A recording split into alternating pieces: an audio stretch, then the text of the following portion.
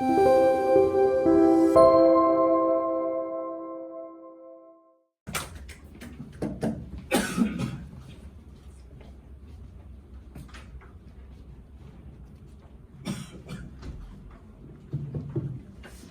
방금 지인혁 교수가 소개한 저는 한국공학대학교 이상희 교수입니다. 반갑습니다. 원래 지인혁 교수 저한테 이제 연락 왔을 때 뭐 이렇게 삼성전자 경영성과급 얘기하시고 또 우리 사무총장님이 제가 이 안민포럼의 그 홈페이지를 이렇게 가보니까 사무총장님이 또 뭐 삼성전자 이런 반도체 쪽에 성과급을 이렇게 얘기를 하셨더라고요. 근데 처음에 이제 제가 그 연락을 받고 이걸 성과급 쪽을 뭘 준비하는데 보니까 바로 직전에 또 송원재 교수가 또 반도체 파업 시에 뭐 손실 규모도 얘기하고 뭐 이런 거 얘기하면서 이미 일부 성과급을 얘기를 하고 있고, 그다음에 그 사이에 또 언론에서 그 영업이익 N% 이걸 나누는 거가 뭐 교섭 대상이 되느냐 파업 대상이 되느냐 이런 논쟁도 이렇게 미디어에 좀 수면 위로 이제 올라오고 이렇게 해서 이거를 뭐 제가 따로 하나 더 보태기보다도 모처럼 안에 이제 지인혁 교수 이제 안민포럼 쭉 설명을 제가 들으니까 조금 우리가 평범하지만 놓치면 안 되는 것들을 제가 좀 말씀을 드려야 되겠다 해서 오늘 뭐 제가 이렇게 잡은 제목은 제가 이 여러 가지 정책들에 대한 것을 뭐 다 일일이 이제 품평하는 것이 하고자 하는 것이 아니라 이 굉장히 중요한 정책들이 어떻게 추진되어 왔는지의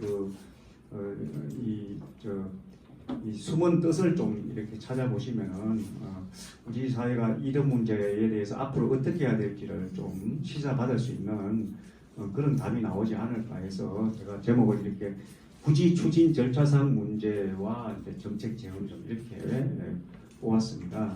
그래서 만약에 이제 제가 말씀드리는 게 성에 안 차시면은 질문하실 때 많이 해주십시오. 뭐 삼성전자 경영성과급 뭐 물어보셔도 되고. 근데 제가 이제 임금이라든가 경영 경제 쪽의 전문이 아니라 이제 노동법이 제가 전공이다 보니까 제가 이제 노동법 측면에서 드릴 수 있는 것들만 이렇게 말씀을 드릴 수가 있겠습니다. 그리고 저는 또 이게 뭐 들어가면서 이렇게 좀 많이 자꾸 길어서 죄송한데, 저는 특이하게도 보통 노동법 전공하고 이러면은 이제 정부 사이드는 노동법하고 긴밀하게 이제 정책 자문이라든가 이런 걸 많이 하겠는데, 저는 특이하게도 그 산업자원부에서 예전에 산업자원부예요. 이제 2003년 그때인데요.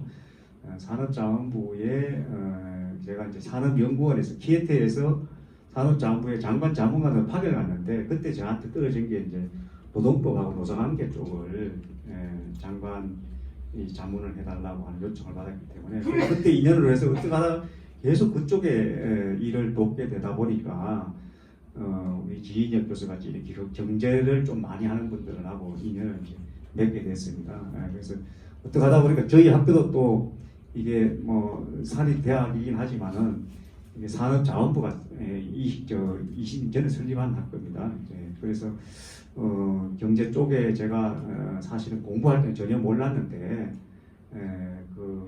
이 산업자원부 이제 자문이라는 이런 걸 하면서 이제 조금씩 제가 알게 됐고, 이 노동 문제가 경제 문제하고 굉장히 밀접한 관계라는 것을 제가 이제 이렇게 좀 알고 있었게 해서 이런 생각까지 제가 할 수 있을 것 같습니다. 그러면은 바로 발표를 말씀을 드리도록 하겠습니다.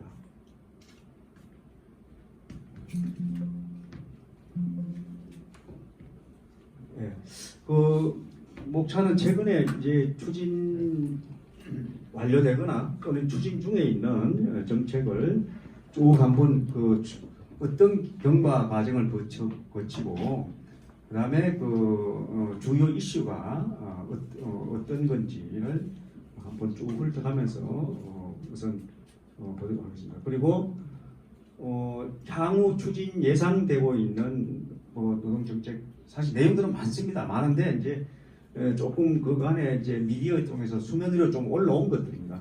이런 것들이 이제 향후에 예상되는 것이고, 요것도 지금 어느 정도 진도를 떼고 있는지, 그리고 문제는 뭔지를 잠깐 살펴보고요.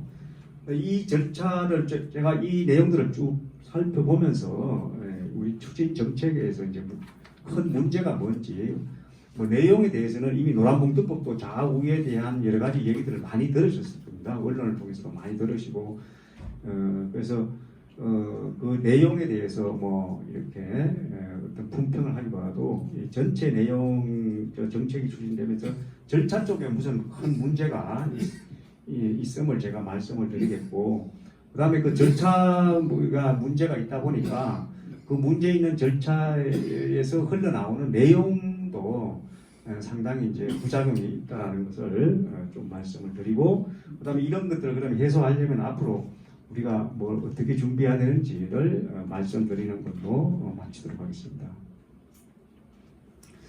우선 최근에 추진된 내용, 이거는 뭐 이미 시행 중에 있는 거잖아요. 이게 이제 흔히 말씀드리는 노란봉투법, 또는 이제 사실 정확히 말씀드리면은 노동조합법 개정입니다.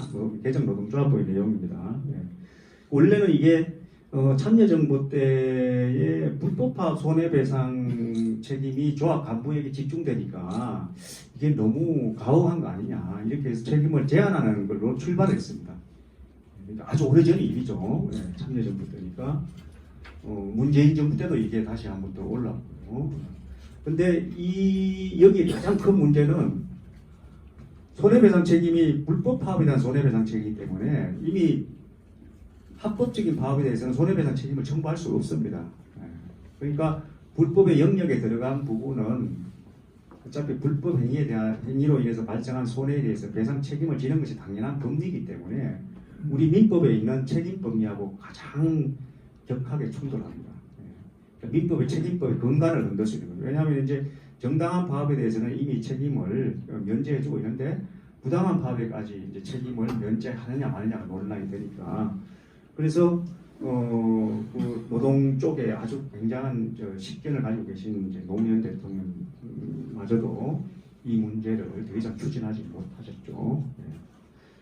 한참 시간이 흘러가지고 2014년에 이제 쌍용차 불법 파업 때 손해배상 판결이 내려졌는데, 이때 손해배상 책임을 부담한 조합 간부들을 지원하기 위해서 시민운동단체에서 노란 봉투에다가 돈을 넣어줬어요. 그때부터 노란 봉투법이라고 불려졌습니다. 그리고 그때부터도 계속 논의만 되었지, 이게 현재 있는 책임 범위를 워낙 뒤흔드는 법이기 때문에 진도를 나갈 수가 없는 거죠. 그러다가 이제 22년에 이제 당시 야당에서 이제 그 노란봉투법이라고 하는 것을 발의를 하는데요. 그때부터 손해배상 책임 제한 외에 나머지 내용이 들어갑니다. 야, 이 파업의 정당한 파업의 범위가 너무 좁다. 그래서 손해배상 책임이 생긴다. 이걸 넓혀야 되겠다. 그리고 뭐 하청 노동조합이 원청 작업장에서 일을 하는데 원청에 대해서 개선을 요구해도 들어주질 않으니까 하청 노동조합이 교섭을 요구하면 원청도 조언하는 방법을 만들어야 되겠다. 그래서 뭐 일본에서 흘러나온 뭐 실질적 지배력설 이런 걸 근거로 해서 이 노란봉투법의 이제 내용을 많이 이제 담게 됩니다. 근데 이제 이것 자체도 워낙 그 손해배상 책임 제한도 문제지만은 나머지 내용도 엄청난 그 임팩트를 가지고 경제의 임팩트를 주는 거기 때문에 법안이 폐기되고, 그다음에 2024년에 나온 야당의 대표가 된 내용, 그때부터는 이제 야당이 이제 거의 뭐 입법을 다 좌우할 수 있는 정도 되니까요. 그래서 대통령 제2요구 행사를 하고 대표도 폐기되고 다시 25년 한노이 내안이 국회에 이제 통과를 합니다. 그래가지고 근데 요 내용을 보시면은 여기까지 쭉 진행되다가 여기서 굉장히 짧은 기간에 딱 처리됩니다. 국회에서 이 어마무시한 법이 국회에서 그냥 빠르게 이렇게 통과를 해버립니다. 이게 이제 경위는 이렇지만 사실은 여기 담겨 있는 내용은 뭐 엄청난 거죠. 예. 근데 실제로 이제 여기에 있는 내용 중에 제가 말씀드리는 거는 이제 우리가 법을 만든다는 것은 갈등이나 혼란을 좀 정리하고 조정하기 위해서 법을 만들잖아요. 근데 이거는 법을 만드는데 혼란이나 갈등이 더 심해지는 걸 만들었다는데 이제 문제가 있다는 겁니다. 근데 여기에 내용을 보면은 아까 말씀드린 불법 파업으로 인한 조합원 손해배상 청구권, 그다음에 노동쟁의 개념이 응가하면은 파업을 하려면은 노동쟁의 조정 신청을 해야 되는데 노동쟁의 조정 신청은 노동쟁의 대상이 되는 것만 신청을 해야 됩니다. 예를 들어서 뭐 정치 파업 이런 거를 조정해달라고 할 수는 없잖아요. 예, 그래서 이 노동쟁의 조정 대상이 된다는 것은 곧 교섭을 정당하게 요구할 수 있고 그걸 가지고 파업에 들어갈 수 있는 대상이 된다는 걸 의미합니다. 그거를 이제 노동쟁의 개념을 넓혔어요. 넓혔는데 그마저도 넓힌 개념하고 이런 건 그래도 판단하기가 조금 쉬워요. 예를 들면은 정리해고 반대라는 것은 그동안에 교섭 대상이 못 들어갔습니다. 근데 이번에는 근로자 지위에 관련된 근로정계 결정에 관한 상황이기 때문에 정리해고 반대라는 것도 교섭 대상에 들어갈 수 있습니다. 이런 식으로 좀 그래도 확인이 가능한데 제일 확인하기 어려운 게 원청이 도대체 뭘 어떻게 해야 구체적이고 실질적으로 하청 근로자를 지배하고 있는 걸로 보느냐. 이게 이제 제일 문제예요. 추상적인 표현에다가 게다가 또 이게 이 개별적인 사안마다 또 다 틀리거든요. 네, 왜냐하면은 원청이 하청 노조를 전반을 다 지배하는 것으로 인정되는 것은 사실상 없습니다. 왜냐하면 하청이 엄연하게 사업주가 있고 근로계약 당사자가 있는데 그러다 보니까 이제 실질적 지배력이 뭔가 하면은 하청 근로자에 대한 아주 특정한 근로 조건, 예를 들면은 근로 시간을 원청이 마음대로 좌우한다. 그러면 근로 시간에 대해서 실질적 지배력이 있다고 인정이 되고 근로 시간에 대한 여러 가지 교섭에 대해서 응하라 이런 취지입니다. 예. 근데 그게 각 사마다 다 틀리기 때문에 이거는 싸움을 붙어봐야 됩니다. 싸움을 붙어본다는 얘기는 결국은 교섭을 요구하고 교섭을 거부하면은 교섭 요구 절차에 응하지 않은 시정 요구 신청도 하고 그다음에 거기에 응하지 않은 부당 노동행위라고 주장하면서 또 노동위원회다가 권리 구제를 신청하고 이런 일련의 절차를 거쳐서 다시 말씀드리면은 이거 해결하려면은 일단 법원 가야 됩니다. 노동위원회하고 법원에 가야 됩니다. 그러니까 법을 만들었는데 노동위원회하고 법원으로 가는 법을 만드는 거예요. 예. 물론 이제 정부에서는 이제 이게 법원의 판결이 누적이 되면은 기준이 안정화될 거라 얘기하는데 그런 법을 만들면 안 되는 거죠. 예. 처음부터 싸움 분쟁거리가 좀 없는 안정적인 법을 만들어야 되는 거죠. 예. 그래서 이런 혼란이 오고 그다음에 또 사실은 이 내용은 나머지 또 더 심각한 내용들이 많습니다. 예를 들어서 우리 산업안전보건법에 보면은 원청에게 하청 근로자에 대한 안전보건 조치를 취할 의무를 부과하고 있어요. 자기 근로자가 아님에도 불구하고 그러니까 하도 이제 안전 문제가 강조되다 보니까 그리고 중대재해처벌법에도 그런 내용이 있습니다. 근데 이게 원청이 이런 산업안전보건법하고 중대재해처벌법에 있는 법령을 이행했는데 그 이행한 내용이 곧 원청이 하청 근로자들의 작업 환경에서 안전과 관련된 문제를 구조적으로 지배하고 있다고 이렇게 본 거예요. 예. 그래서 이게 법원의 판결에서도 이게 공법상 의무를 이행한 거하고 아니면 실질적으로 지배한 거하고 구분이 되는가를 저도 찾아봤더니만 확실하게 구분을 못 하겠습니다. 예.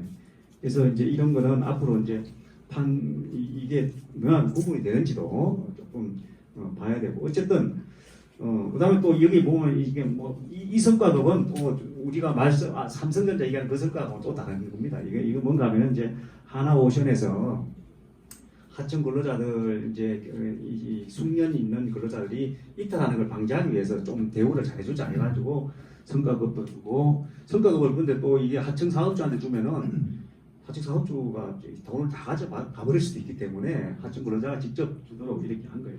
합자금도 주고 이렇게 했는데 이게 이제 원청이 하청 근로자들을 지원하는 상생 차원에서 이렇게 지원했는데 이게 이제 또 이 성과급과 합자급을 하청 근로자들에게 구체적이고 실질적으로 지배 결정했다고 이렇게 판단을 해버린 겁니다. 그래서 여기에 대해서 협상을 요구하면 교섭에 응해야 된다는 이런 이제 결정이 되는 거죠. 예.